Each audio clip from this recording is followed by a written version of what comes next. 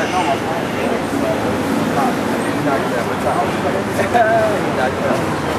going to all, they're going to sort of documentary like this. No, I think he kind of covers his face.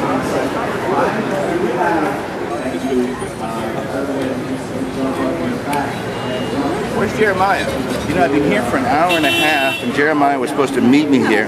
And you want to know what? The bugger didn't show up. I haven't seen him. I can't find him anywhere. I looked all over. The bugger didn't show up. Yeah. Now, what do I do about it? You know? I don't know. How are you? I'm doing good, Clayton. How are you doing? I'm still here. Waiting for the millions to arrive, but what can you do? Well, we're all waiting for that. We're all waiting for that, that's right. But it's gone super fast. And we are going to be here until October 16th. And the whole idea behind this is to have a space where people can come together without having to pay, where people can come together and share stories, debate ideas, watch films, do workshops, see theater, really get engaged in issues that are about how the city runs and who the city is for.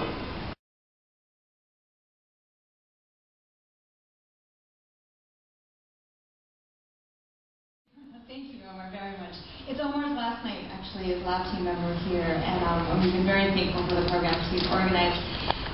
But tonight is a long-awaited event. Tonight we're screening the film Captured by a number of filmmakers, Ben Solomon, Jennifer First, and Dan Levin. The film is about the life and the story of Clayton Patterson, who's been a documentarian, an artist, an archivist, someone who's been working here in the Lower East Side since 1979 and non-stop. He's also been very much a guide as the way that we've been looking at the programming we've been having here in the lab. And we've also been having a series of 5 Sunday salons that Clayton has helped organize. The Harris brothers, we have over there, we have Trey, but also Dante's sons right here. And a number of talks that we've had at the Clayton Gallery and Outlaw Museum. So we're so thankful for tonight's screening. There will be a discussion with Clayton afterwards, and he's going to be pulling up a few others. And without further ado, I think we're going to start the film. We're so pleased that you're here. Thank you very much.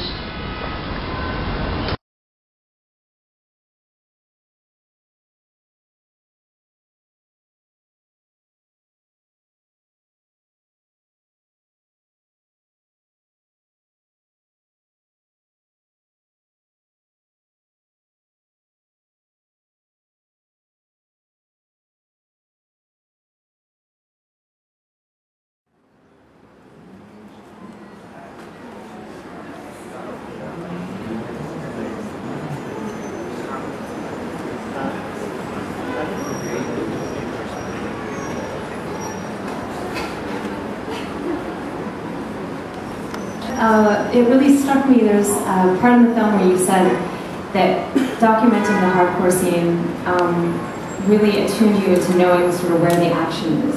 And I wondered if you could just talk a little bit about that. Okay, well actually at that time it was a handheld video camera. This was the beginning of the introduction of the small independent commercially available video camera.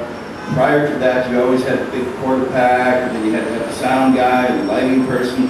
So that kind of freed me up from all of that. And the person who made me that introduction, you know, sometimes you can get a lesson in like 15 seconds or less that can change your life. And when I met Nelson Sullivan, he introduced me to that handheld camera, and as soon as I saw that, I got it immediately, and I thought, wow, this is like amazing.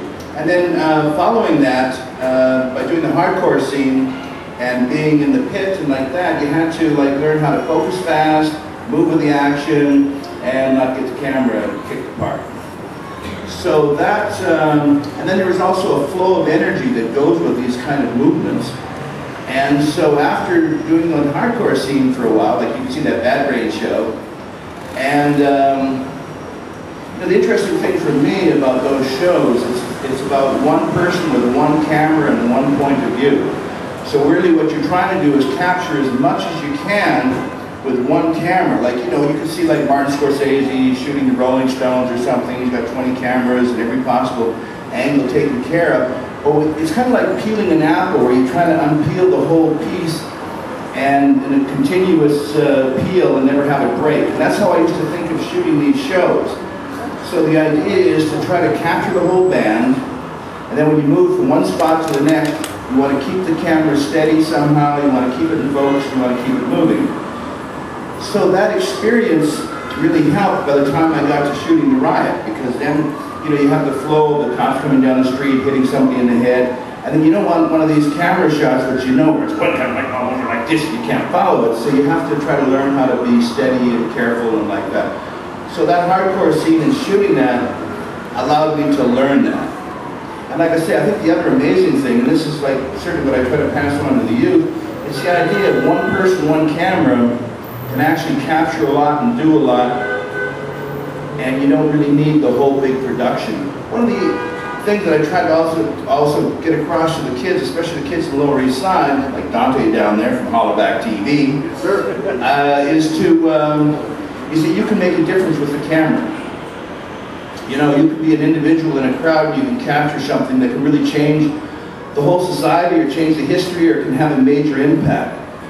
And I think that that's really an important lesson. And you too, and I think by documenting something, and if you're just consistent and you go out, and even if you just photograph your block and you take just 3 or 4 shots every day, after 20 years, you have a collection of the change in that neighborhood that is actually really important. So even though it seems maybe mundane and boring, it's really not.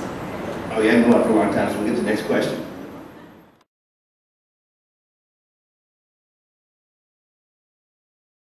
One is, first of all, I'm an artist. That's an original piece of material and it belongs to me.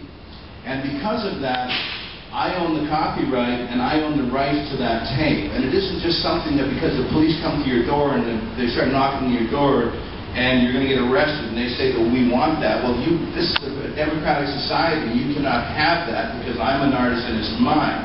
It's not an arbitrary piece of thing. It's like a journalist. If you do something, you record something, the only way you can stay legitimate is to protect your sources. The only way I could, and at that time also, my belief was that they would lose the tape. All of a sudden, once they had the tape, it would no longer belong to me. It then would become evidence. So they would have the original, and I wouldn't have anything. So why am I going to give up what I own to them for what? And as it was, by going to jail and getting arrested and going on that hunger strike, what happened is it created a tremendous amount of resistance and noise. And so, just like this occupying Wall Street isn't really making electronic media, once I'm in jail and then you're getting interviewed, then all of a sudden now it's like an incident. Now it's like something really happened and we've got to find out what. Now we really have to have that tape because we know there's evidence on it. You are, and you just take pictures consistently, after a while you'll have a unique history. You know, one of the problems is, in a way, it even seems kind of boring because you go outside and you take a picture, but then you realize after a period of time everything has changed. It's like a sand castle on the beach. It eventually just gets eroded and washed away. About age 35, where the whole mentality of the population changes. And like when we first did capture, we got bounced from every festival, Sundance, Toronto, Tribeca, all of them. And then these kids in their 20s, and it was made by kids in their, you know, not really kids, you're not a kid, but people in their 20s, and they loved the movie.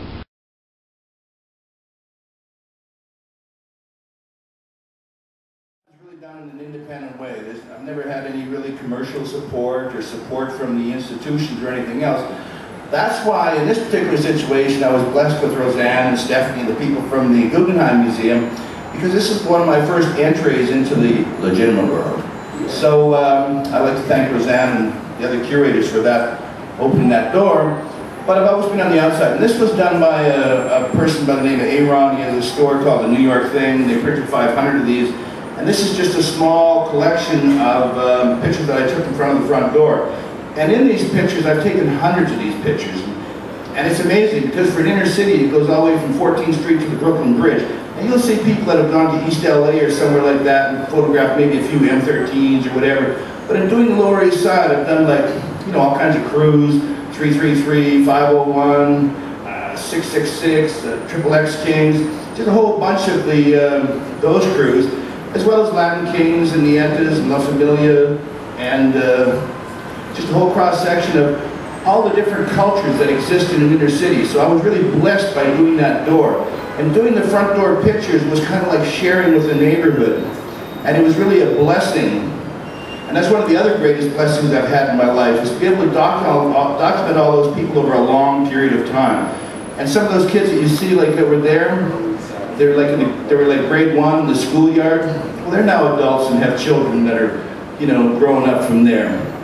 And then I did a book, another book, which is a couple more. I have Resistance, Radical Political Social History of Lower East Side. These are anthologies. They cover a lot of different points of view about what was happening at that time. I think they're very important. So, and then I did Captured Film Video History of Lower East Side. That's another anthology, so it gives a large cross-section of a lot of people who did many different things. And now I'm just trying to finish up a Jewish history of Lower East Side, and that's 3 volumes. And actually Tom Savage there is in that book. So it's really important to, you know, because there's no support for these projects, because I've always been sort of outside the system, I'm trying to do a Kickstarter project. So I'm trying to raise $15,000 so I can print that book. And we have some people here like Kurt Hoopie over there. He's a painter. He has a great painting right now at the Woodward Gallery, which I think you should see. And he's been very supportive.